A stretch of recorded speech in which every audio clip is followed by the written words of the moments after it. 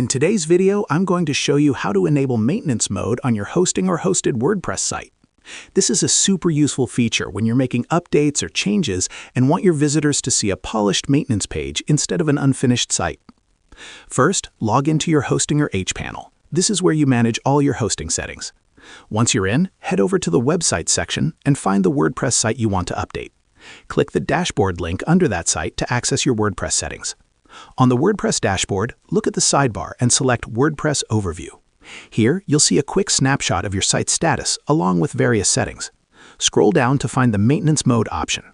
Enabling maintenance mode is simple. Just toggle the switch on, and your website will temporarily display a maintenance page to visitors. This default page lets people know that your site is under updates, maintaining a professional appearance instead of showing a broken or incomplete page. Once your updates are finished, go back to the same toggle and turn off maintenance mode. Your website will be live and fully accessible again. And that's it. Using maintenance mode on Hostinger is quick, keeps your site looking professional, and ensures your visitors know that improvements are underway. And that's how you enable maintenance mode on Hostinger. Share this video and subscribe for more helpful tutorials.